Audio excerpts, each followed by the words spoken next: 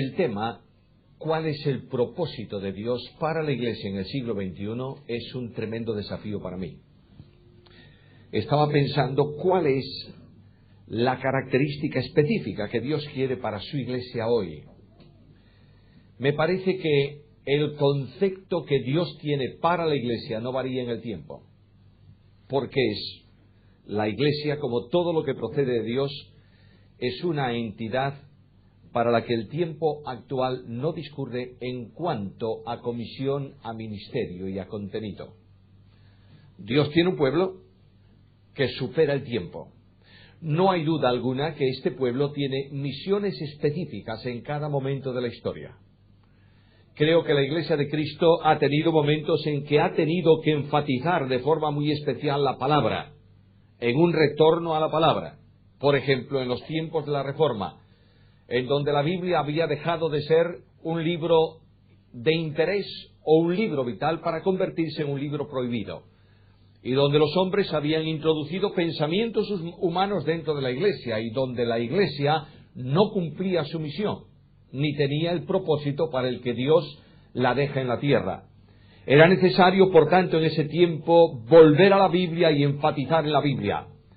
Era el tiempo en que había que enfatizar en la gracia, la sola gracia como medio de salvación, y la sola fe como único medio para justificación, o modo de justificación.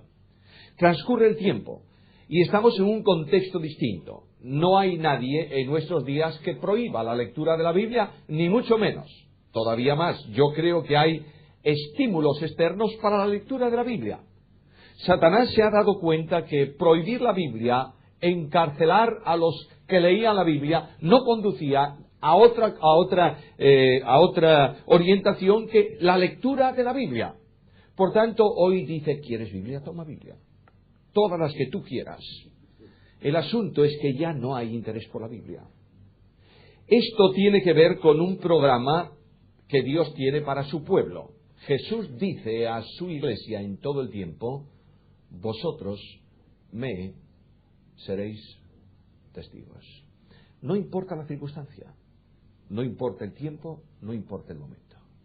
Tenemos que ser testigos. Ahora, ¿testigos cómo y de qué manera? Yo quiero tomar hoy, como tema primario de esta serie, quiero tomar un concepto que condiciona necesariamente la misión de la Iglesia. Si nosotros preguntamos esta mañana qué es la Iglesia, vamos a recibir muchas respuestas. ¿Qué es la Iglesia? El cuerpo de Cristo, es verdad. ¿Qué es la Iglesia? Es el pueblo de Dios, es verdad. ¿Qué es la Iglesia? Los testigos de Cristo, es verdad. Todo esto es verdad. Pero a veces hay elementos simplísimos de lo que es la Iglesia que no tenemos en cuenta.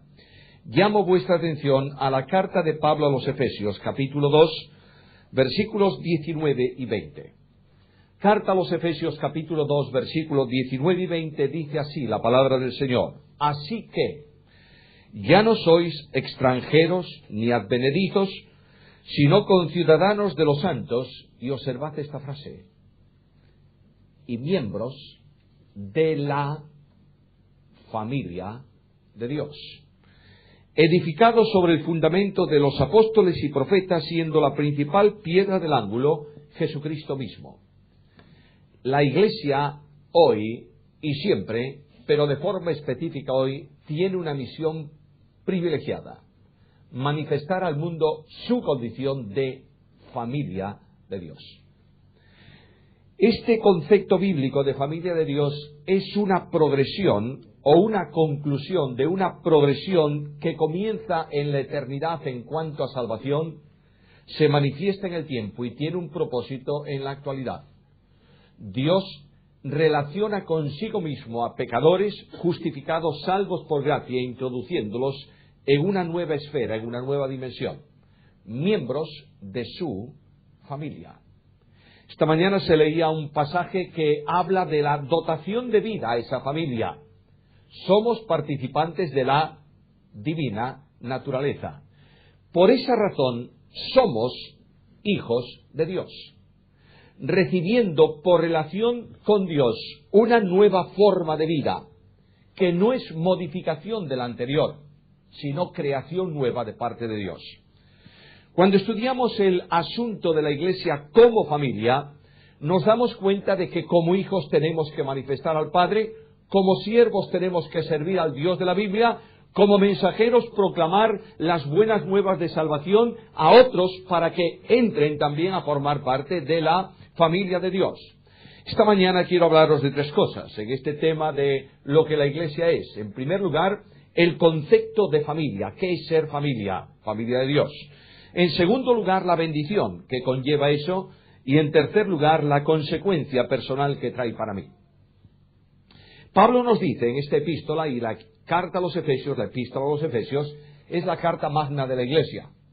El apóstol Pablo escribe la carta a los Efesios para hablar de Iglesia y desarrollar el proceso de consolidación, creación, fundación de la Iglesia, y para definir la trayectoria de la Iglesia, y para hablar del futuro de la Iglesia, y del compromiso que cada miembro tiene dentro de la Iglesia.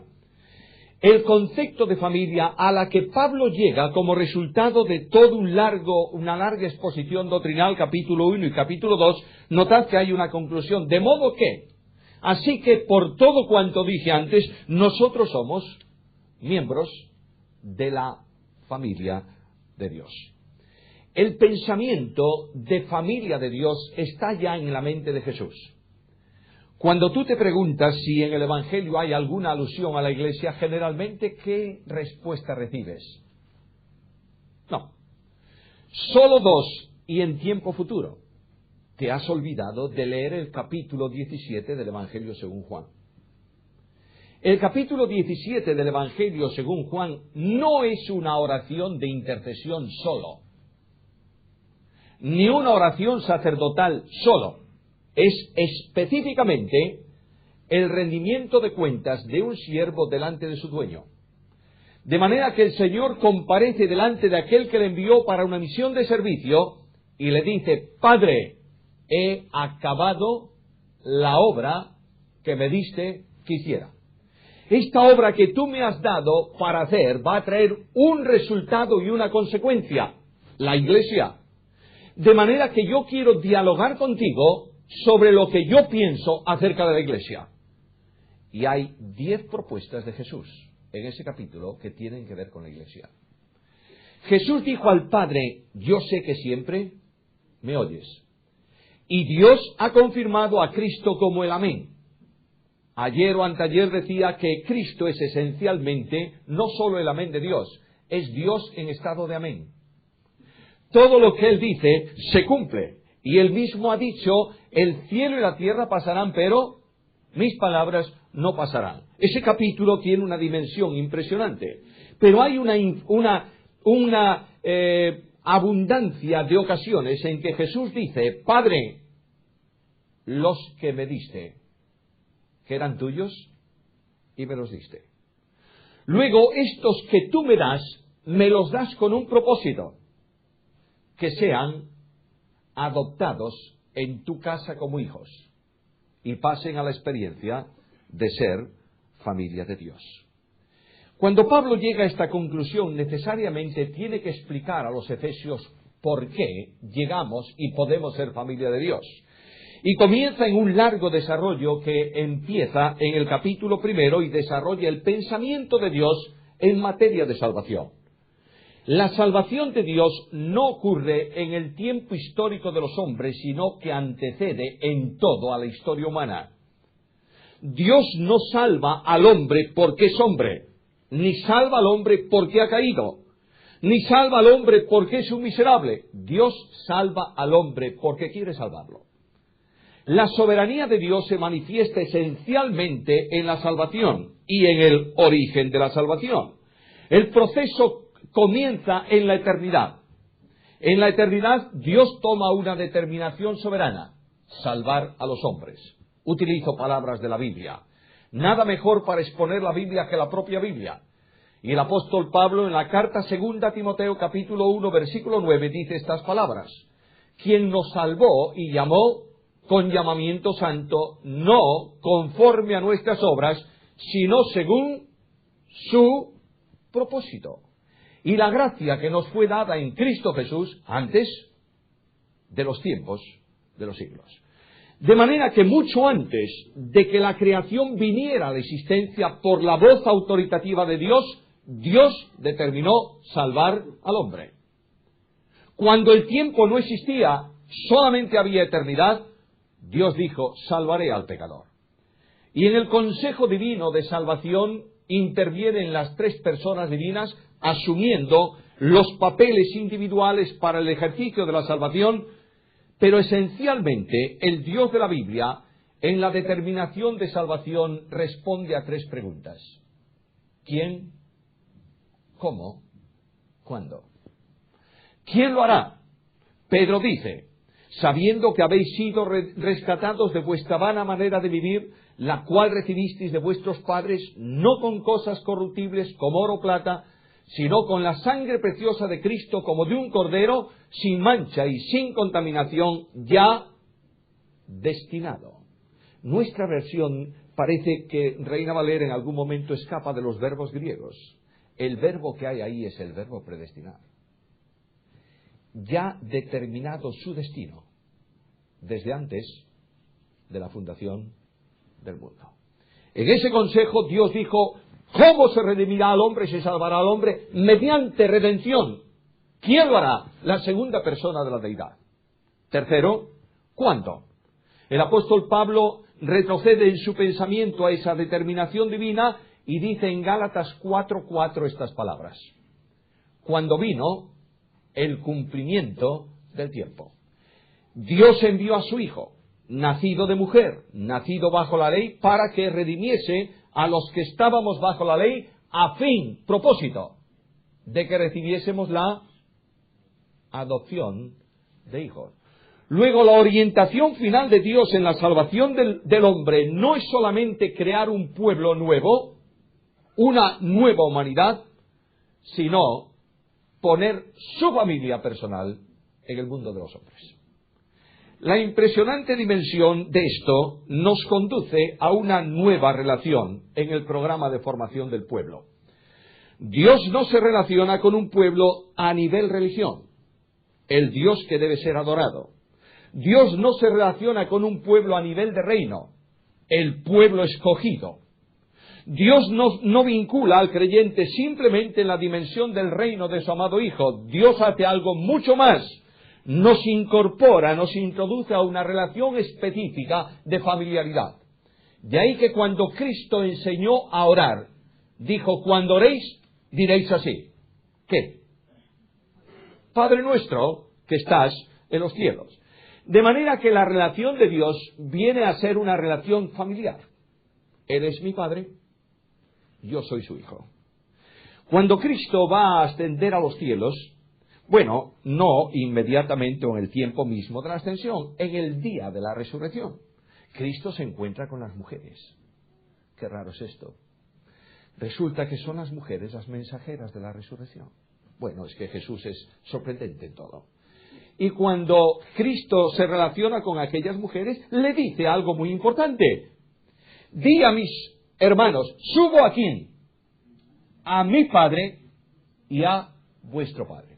Nunca dijo Jesús, subo a nuestro Padre. La relación paterno-filial del Padre eterno con el Hijo eterno es diferente a la mía. Él es el unigénito del Padre, pero la evidencia es que el Padre de nuestro Señor Jesucristo es también nuestro Padre personal. Y esto nos lleva a una dimensión y a una conclusión lógica e impresionante. Dios determina salvar. Dios ejecuta el programa de salvación. Dios salva a las personas para incorporarlas en un pueblo que es, además de su pueblo, su familia personal. Pablo llega a una conclusión lógica. Así que, en razón del programa eterno de salvación, de la ejecución temporal del programa de salvación en el tiempo histórico, de la aplicación de la salvación por medio de la fe sustentada en la gracia, de eso depende esto. Así que ya no somos advenedizos, ya no somos extranjeros, ya no estamos lejanos, no estamos sin Dios en el mundo, ahora somos familia de Dios. ¿Te das cuenta la dimensión? Es sorprendente. Nunca el hombre pudiera llegar a una dimensión semejante. Si somos familia de Dios, la Iglesia de Jesucristo es un pueblo de condición celestial. Cuando Pablo habla de la ciudadanía, ¿qué dice? Mas nuestra ciudadanía está en los cielos. Para aquellos que no tienen mucha costumbre de asuntos teológicos profundos, quiero decirlo de forma muy simple. Cuando yo voy de viaje al extranjero y llego a un país por ahí fuera, ¿sabes qué llevo en mi bolsillo? ¿Un pasaporte de dónde? Bueno, de la Unión Europea. Pero ese pasaporte en la portada pone España. Y llego allá y me preguntan, ¿de dónde es usted? Yo soy, bueno, primero gallego. Yo soy gallego y además español. Vivo en España y mi ciudadanía es española. Y aquí está mi documento. Cuando tú has creído, Dios te ha entregado un pasaporte celestial. Y el apóstol Pablo dice, nuestra ciudadanía está en los cielos. Necesariamente tiene que ser así, por cuanto la Biblia dice que nosotros somos conciudadanos de los santos. Cuando pregunto esto y digo, ¿de qué santos se refiere? Bueno, de los santos que a lo largo de la historia tenían la misma esperanza que yo. Algunos hacen una escisión tremenda entre los santos de la Iglesia y los santos de antiguas dispensaciones. Voy a llamar vuestra atención, no entro en este tema, pero voy a llamar vuestra atención a un hecho evidente de la Escritura. Cuando tú lees la esperanza de los hombres del Antiguo Testamento, de los creyentes en fe del Antiguo Testamento, te das cuenta que es la misma, que la tuya y que la mía. Ellos esperan la ciudad que tiene fundamentos, cuyo arquitecto y constructor es Dios. Es que el hombre a lo largo de la historia es justificado de una única manera, mediante el ejercicio de la fe. Por tanto, esta fe que justifica es idéntica para unos y para otros. Yo quisiera recordaros, mis amados hermanos, algo que es fundamental. El hombre en la historia humana se salva solo por gracia mediante la fe. De manera que el primer hombre que se salvó en la historia de la humanidad, no sé quién fue. Imagínate el arrepentido Adán, si fue así, o su hijo, no importa tampoco, el que ofrece el sacrificio aceptado por Dios, Abel. No importa quién fuese, el primero de los hombres salvos. ¿Se salvó cómo? Por gracia, mediante la fe. El mensaje que recibe es distinto al mío. Es una progresión mínima de un mensaje que hoy tengo muy completo. Pero Abraham creyó y le fue contado por justicia. Y así transcurre la historia del hombre. Y el último hombre que se salve antes de cielos nuevos y de tierra nueva se va a salvar por gracia mediante la fe. ¿Lo entiendes? Por tanto, hay una vinculación de esta familia en el tiempo presente. Esperamos una ciudad celestial y somos del mismo grupo, ciudadanos del cielo. Ahora, cuando estudias el tema teológico de membresía familiar de Dios, te encuentras con que somos hijos de un mismo Padre. El único Padre celestial es Dios mismo, que es el Padre también de la humanidad de Jesucristo y el Padre eterno de relación entre la segunda y la primera persona de la deidad. En el seno trinitario, la relación entre primera persona y segunda es de padre a hijo. Claro está, el hijo no tiene origen de existencia porque es eterno en unidad con el Padre y con el Espíritu Santo. No puede haber tampoco un Padre eterno si no hay ¿qué? Un Hijo eterno. Esto es algo sencillo y lógico. ¿Sabéis cuántos años tengo yo de padre? Bueno, gracias. Los mismos años que tiene mi hija mayor. Antes de que mi hija mayor naciera, yo no era padre. Comienzo a ser padre cuando nace mi hija. La Biblia habla de el Padre eterno, por tanto el Hijo es necesariamente eterno. Ahora, esta relación en el seno de la deidad se transmite a nosotros con la irrupción de la segunda persona en la naturaleza humana para ser nuestro hermano mayor. A Jesucristo, dice la Escritura, no le preocupa, no le avergüenza de llamarnos ¿qué? Sus hermanos.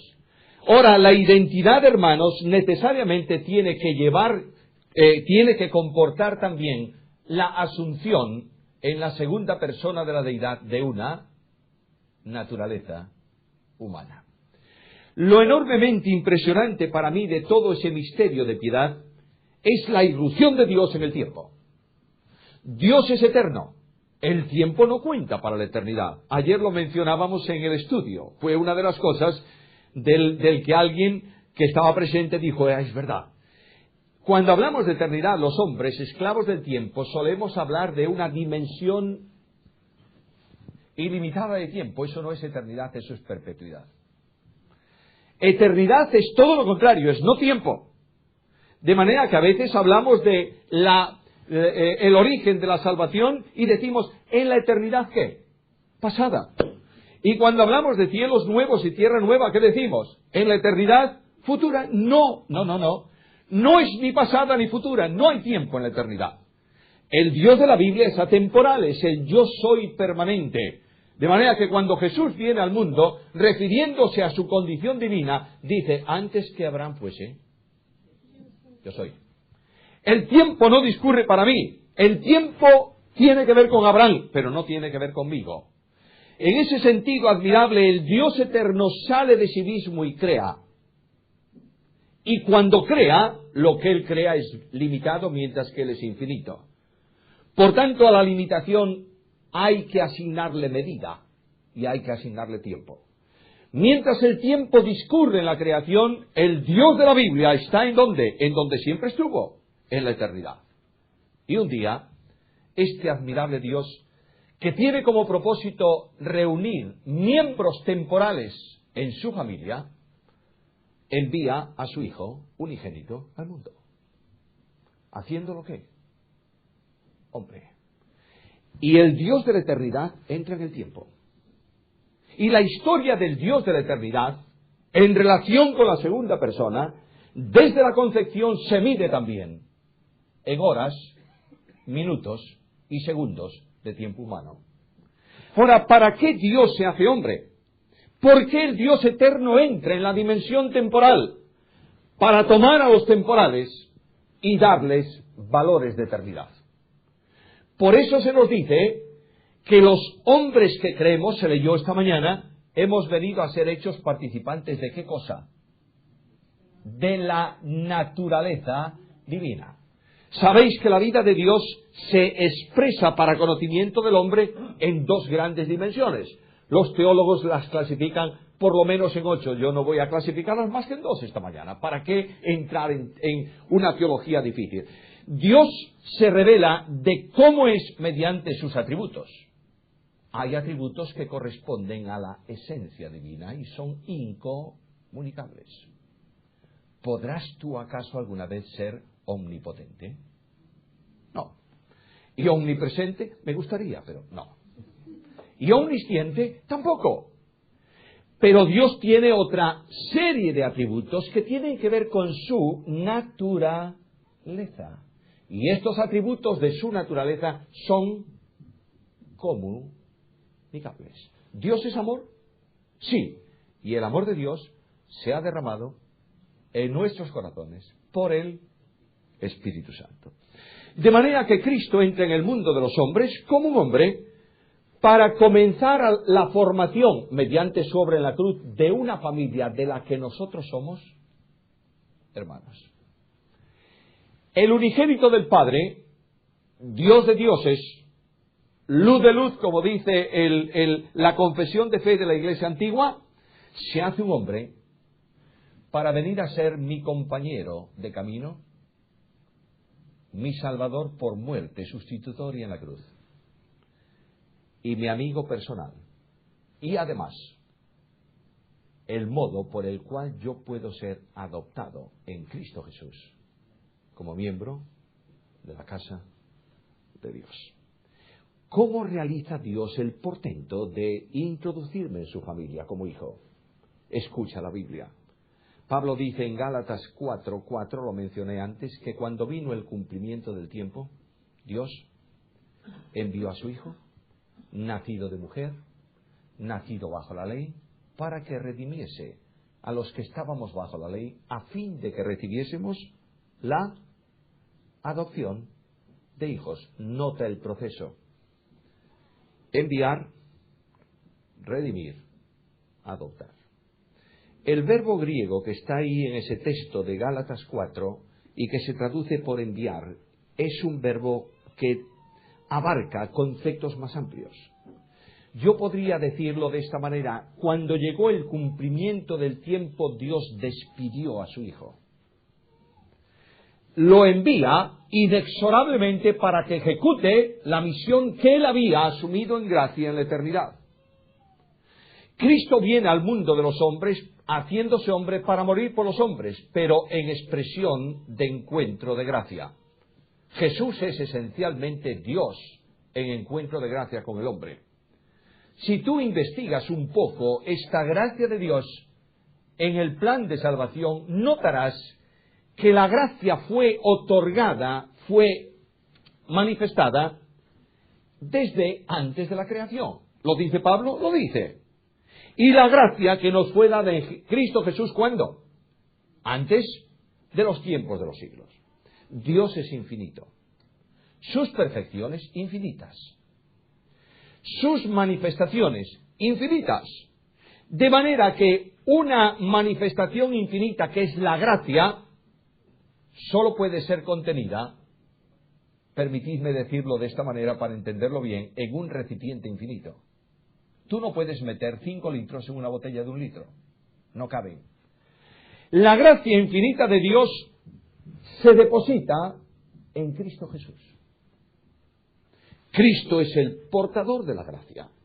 Y a lo largo de la historia de la humanidad, el Dios de la gracia va dando gracia de salvación a los hombres que se salvan. Pero un día, dice Juan en el Evangelio, capítulo 1, la ley fue dada por medio de Moisés, pero la gracia y la verdad vinieron por Jesucristo. La preposición griega ahí puedes traducirla en la forma con. La gracia y la verdad vienen con Jesucristo. Y cuando Cristo entra en el mundo de los hombres, viene lleno de ¿qué? De gracia y de verdad. A veces te preguntas, ¿qué fue lo que impactó a los discípulos de Jesús? Y Juan te lo dice, en el capítulo 1, versículo 14. Aquel verbo fue hecho carne y habitó entre nosotros y vimos su gloria, como del unigénito del Padre. Y decimos, ¿y qué sería lo que impactó a Juan de la gloria de Jesús? Y comienzan a haber preguntas, mejor dicho, comienzan a producirse respuestas. La gloria que impactó a Juan fueron los milagros impresionantes de Jesús. No me cabe duda alguna que eso impactó a Juan. Pero no fue eso. No. Lo que impactó a Juan fue la transfiguración. Aquel hombre aparentemente igual que el resto de los hombres, de pronto, el siervo de los siervos, en la cima del monte, abre el traje de trabajo. Cuando tú vas a cambiar la rueda de un automóvil, sobre todo si es el domingo, siempre hay a veces un pinchazo el domingo, ¿verdad? Bien. Tú vas a salir para la reunión, estás vestido de uniforme de gala y hay que cambiar una rueda. Te metes a hacerlo con el traje. Buscas una funda, un buzo, no sé cómo llamáis aquí en Andalucía. Un mono, ¿eh? Un mono vestido de mono. Muy bien. Pones la funda, cierra la funda, es el mono, y te pones a hacer el trabajo. ¿Dónde está la gloria de tu ropa? Debajo del mono. Cristo pone el mono de trabajo, que es humanidad, y un día sube a la cima del monte y de mallera del mono, dentro que sale de su deidad, como del unigénito del Padre, lleno de ¿qué? De gracia y de verdad. Lo que impactó a Pedro de Jesús es lo que impacta mi vida de Jesús. Su gracia. la gracia manifestada personalmente por el Hijo de Dios. Y este Hijo de Dios en gracia muere, y en gracia otorga salvación, y en gracia recibe a los pecadores. Y el llamado del Padre conduce a los pecadores a la gracia del Hijo y a la regeneración del Espíritu. Y de pronto, Cristo, que muere por mí, resucita para mí y me vincula con Él, para que siendo Él Hijo, yo sea hijo adoptado en el Hijo. Cuando tú estudias el proceso de adopción y la condición de hijos, te sorprenderás de esto. Juan comienza a hablar de eso, de familia, en el prólogo de su Evangelio. A todos los que le recibieron, esto es, a los que creen en su nombre, les ha dado potestad. Esa palabra tiene que ver con derecho. Les ha dado el derecho de ser llamados hijos. ¿A quiénes? Solo a los que creen en su nombre. Dios en Cristo me toma de la miseria y me sitúa en Él, para que por medio del mediador entre Dios y los hombres, yo venga a ser participante de ¿qué cosa? De la naturaleza divina. Mirad, hermanos, la vida que recibe el salvo es vida ¿qué? Eterna, ¿sí? Nadie tiene vida eterna más que Dios, porque solo Él es eterno. Esa vida eterna de Dios fluye por el mediador y se comunica al que está no cerca del mediador, sino al que está en el mediador. Por eso Pablo habla de resurrección espiritual para los que están en Cristo, Efesios 2:6, y juntamente con Él nos resucitó. ¿Sabes lo que significa ese adverbio juntamente? Puedes traducirlo de otro modo. Y al juntarnos a Él, nos dio vida. Una persona que está muy cerca de Jesús está muerta en sus delitos y pecados. Una persona que está muy cerca de Cristo está perdida. Solo es salvo quien está en Cristo. Cuando el Espíritu toma al que confiesa fe y lo coloca en Cristo, la vida de Dios es la vida de esa persona por medio de Jesucristo. En este sentido, yo ya tengo una relación natural con el Padre del cielo. Jesús no tiene ningún interés en tener un pueblo religioso en la tierra. Jesús tiene interés en tener un pueblo en comunión con Dios. La vida cristiana no es hablar de Cristo, es vivir a Cristo. El proceso de vida cristiana es este: con Cristo estoy juntamente crucificado, ¿y qué? Ya no vivo yo. Ahora es Cristo la razón de mi vida. Por eso Pablo dice, para mí, el vivir es Cristo. De esa manera, viviendo a Cristo, teniendo la vida de Cristo, tengo la condición de ser hecho, ¿qué? Hijo de Dios, ¿está claro? De alguna manera me estoy pareciendo al Padre por el proceso del Espíritu Santo. Y Juan dice, por tanto, como Él es, así también nosotros, ¿qué? Somos, ¿en dónde?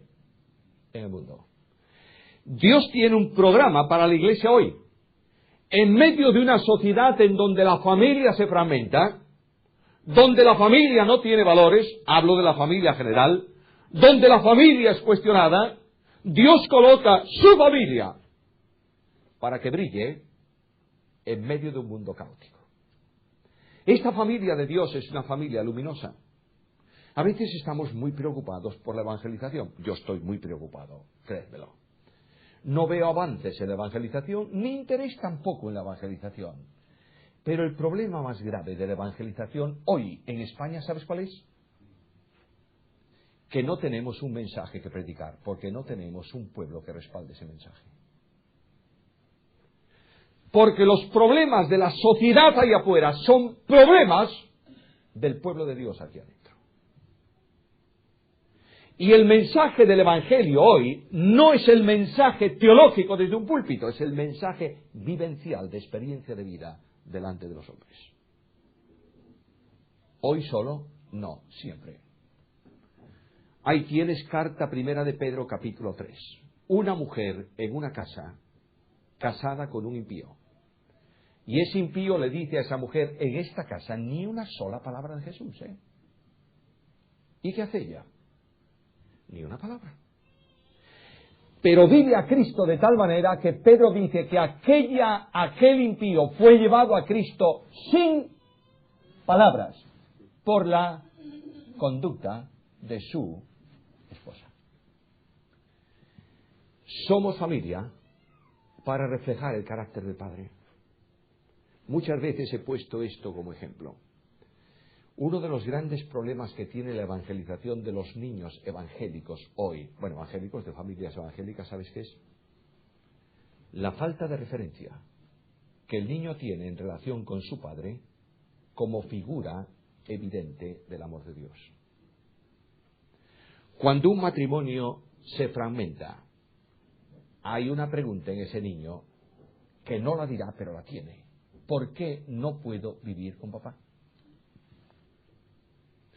¿Por qué tengo que ir de vez en cuando? ¿Por qué papá no puede seguir viviendo en la familia? Y el problema que ese niño tiene es que tú no puedes decirle una referencia visible de cómo Dios, como padre, lo ama a él. Porque te falta la referencia de su padre amándole entrañablemente. Los asuntos de su padre valen más que la vida de ese niño. Y este egoísmo tremendo impide la evangelización de los niños. Yo he visto algo que me ha impactado como nunca en mi vida.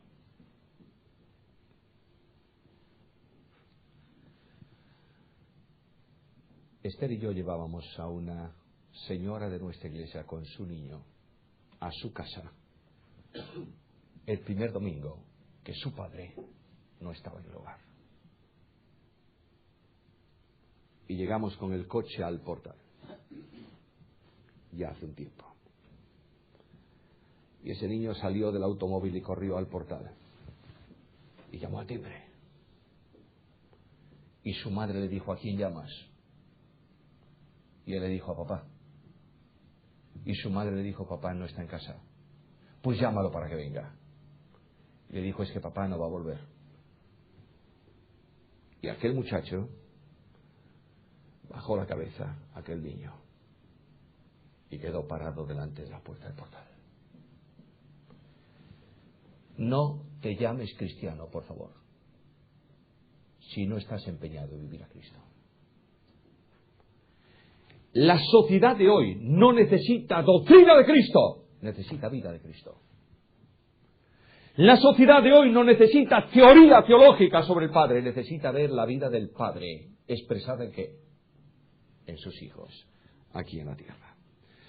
Ahora, esto que he mencionado tiene dos consecuencias y termino. El punto 1, yo doy 3 puntos a veces y dicen, bueno, si este es el punto 1, ¿a dónde vamos a parar con el 2? No, voy a ir enormemente rápido en los otros puntos porque son simples consecuencias. Como familia de Dios yo tengo en primer lugar una nueva naturaleza. La nueva naturaleza no la adquiero yo, ni es posible adquirirla. Es la operación de poder regenerador del Espíritu Santo, que retira de mí el corazón de piedra y coloca en su lugar un corazón de carne. Y escribe su ley y me da el poder para llevarlo a cabo. Yo quiero hacer una afirmación seria en el mundo evangélico entre nosotros. Hay creyentes que se salvan por gracia y quieren santificarse por obras. Alguien dice, ¿cómo es eso? Sí. Lee el capítulo 7 de Romanos. Ahora yo tengo. ¿Y qué pasa? Al final del día, ¿qué te ocurre? He fallado. ¿Y cómo termina tu vida? Miserable de mí. Porque tú te salvas por obras. No. ¿Te salvas por gracia? Solo te santificas por gracia. De ahí la advertencia solemne de Pablo. Ocupaos de vuestra salvación, ¿cómo? Con temor y temblor. ¿Verdad que le ponemos casi siempre un punto ahí al versículo? ¿Sí o no? Casi siempre. Y entonces colocamos toda la estructura eclesiástica que defina mediante hechos tuyos de que tú eres. No vayas, no gustes, no vistas, no uses, no... Colosenses capítulo 2. El versículo no termina ahí. Continúa inmediatamente, porque Dios es el que en vosotros produce el querer y el hacer por su buena voluntad. De manera que la vida de santidad, la vida de santificación, es la vida que depende en fe absoluta de Dios y vive a Jesucristo. Tengo también una posición nueva. Soy un cuerpo en Cristo. Y por esa razón soy templo de Dios para adorar a Dios el domingo por la mañana. Para adorar a Dios siempre. Sin acto religioso, con la entrega de la persona. Romanos capítulo 12, versículo 1. Hermanos, por las misericordias de Dios, presentad vuestros cuerpos en sacrificio vivo, santo, agradable a Dios, que es vuestro culto racional. Es decir, el culto lógico al motor del espíritu es eso, entregar la vida en adoración a Dios. Y tengo una relación nueva, consistente en un andar que no depende de mí. Andad en el espíritu. Yo no puedo alcanzar el modelo de Jesús por religión. Alcanzo el modelo de Jesús por comunión. Dios no me llama a imitar lo que no puedo imitar como hombre. Me llama a dejar, a no impedir que el Espíritu reproduzca el carácter moral de Jesús en mi vida. El fruto del Espíritu es amor, gozo, paz, benignidad, bondad, fe, mansedumbre, templanza. Esa es la biografía más pequeña de Jesús en la Biblia. Jesús era así. Y hoy escucha lo que el Padre dice para su familia. A los que fueron llamados, escogidos, salvos, han sido predestinados para ser hechos conformes a la imagen de su Hijo. Por tanto, la misión que yo tengo como hijo de Dios, familia de Dios en la tierra, es manifestar a la tierra, en la tierra, visiblemente por mi vida, ¿a quién? A Cristo. Y si no soy capaz de manifestar a Cristo, estoy perdiendo el tiempo y desorientando la misión. La iglesia es el lugar donde el mundo descubre visiblemente a Jesús. Qué bien.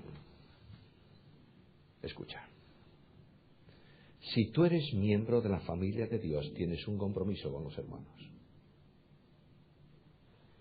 Escucha a Jesús. En esto conocerán todos que sois mis discípulos. ¿En qué? ¿En la misma identidad de doctrina? ¿Y de formas? ¿Y de culto? No, Señor. Conocerán que sois mis discípulos si tuvieseis amor los unos para con los otros. Cuando el amor falla en la relación hermanable, hay problemas familiares en relación con Dios. Yo no puedo decir que amo a Cristo si no amo a mis hermanos. Todavía más. A veces preguntamos a una persona, ¿cómo ha sido salva? Y te cuentan su experiencia.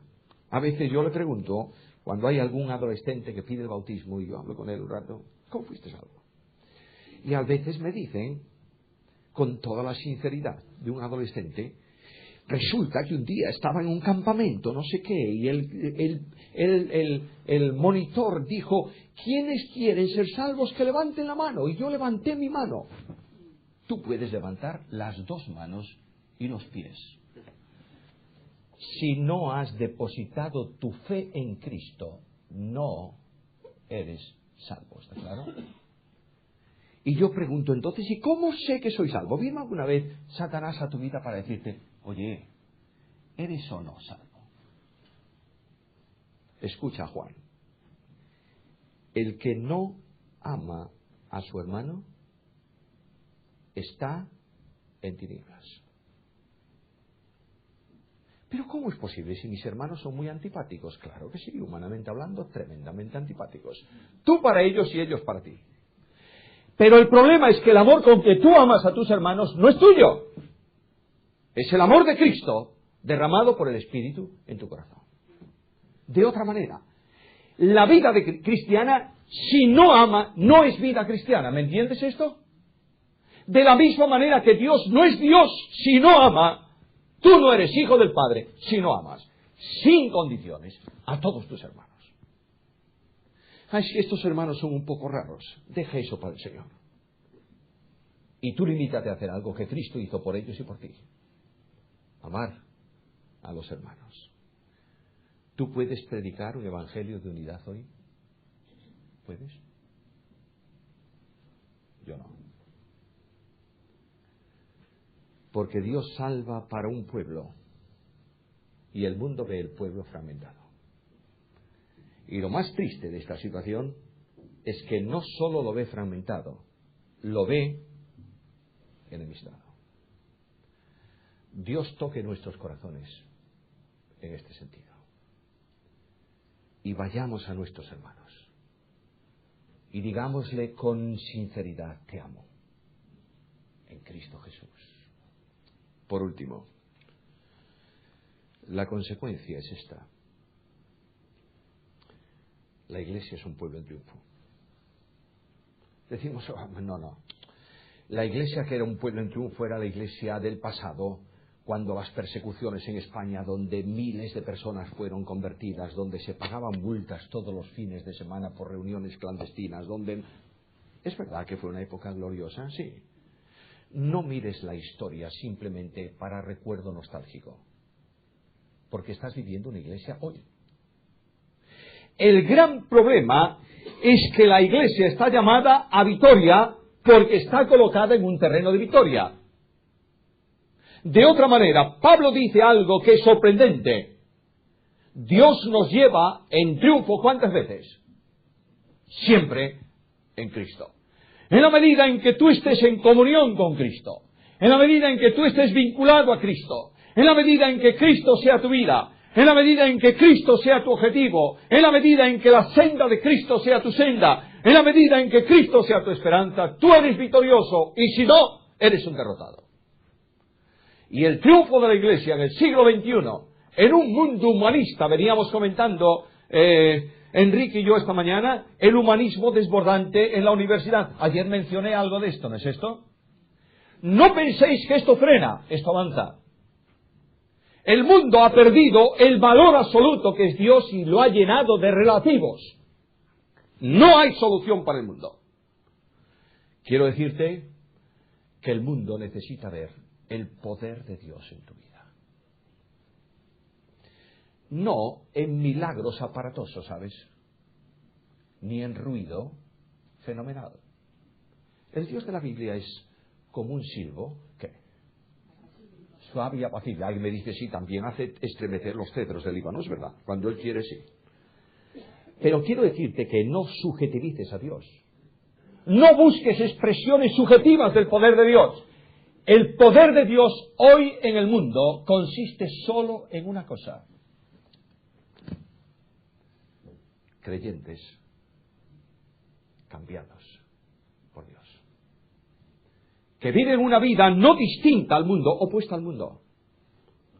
No por religión, por condición natural. En cierta ocasión, aquel hombre de la iglesia antigua, Agustín, sabéis que fue un pirata tremendo, ¿no? Su madre Mónica lloraba por él, hasta que el obispo de Hipona le dijo un día, Mónica, ¿por qué lloras tanto? Bueno, lloro por Agustín. Mónica, un hijo de tantas lágrimas no va a perderse. Un día Agustín estaba en una clase, enseñando vida de Cristo. Y él dijo algo de las muchas frases de Agustín. Le dijo a los alumnos, yo creo en el poder de Cristo para operar milagros. y creo en los milagros grandes y en los milagros pequeños. Y un alumno le dijo, ¿y cuáles son los milagros pequeños? Y él dijo, pues mira, los milagros pequeños, la multiplicación de los panes y los peces, la calma del temporal, y el hombre iba mirándolo con ojos desorbitados, la curación de los leprosos, la resurrección de Lázaro. Y él dijo, ¿y los grandes? Y Agustín lo miró y le dijo, tienes el milagro más grande de Cristo delante de ti, que soy yo. Yo era un perdido. Hoy soy un salvo. No vayas a tu familia no creyente a contarle historias de Jesús. Dile lo que dijo el ciego. Solo sé una cosa, que antes era ciego y ahora veo. Escucha la misión del endemoniado de Gadara y termino. Señor, yo quiero verte cada mañana, estar a tu lado, servirte. Quiero acompañar a tus discípulos. Quiero sentarme a tus pies. Déjame ir contigo. Y Jesús le dice, no, tú tienes un ministerio. Vete a tu casa, a los tuyos, y cuéntales, explícales cuán grandes cosas hizo Dios en tu vida. Y la barca con Cristo y los apóstoles entra en el mar y el endemoniado queda en la ribera. Y yo puedo imaginarme esto. El endemoniado irá junto a uno de los dueños de los cerdos y decirle, quiero hablarte de Jesús. ¿De Jesús? No quiero oír de Jesús. Me ha costado parte de la manada, del hato de cerdos. No me cuentes de Cristo. Y el endemoniado le para y le dice, mírame. Tú no sabes lo que es sentir el dolor de los grillos de hierro en las muñecas y las piedras lastimándote y el infierno rugiendo dentro de tu alma. Tú no lo sabes, pero yo sí. Y sé que Cristo ha cambiado mi vida. Y cuando Cristo volvió a aquel lugar, lee el Evangelio, todos le esperaban. Esta es la misión de la Iglesia en el siglo XXI. Decirle al mundo, Cristo es único, porque lo ha demostrado en mi vida. A Dios sea la gloria y a nosotros sus bendiciones por Cristo Jesús.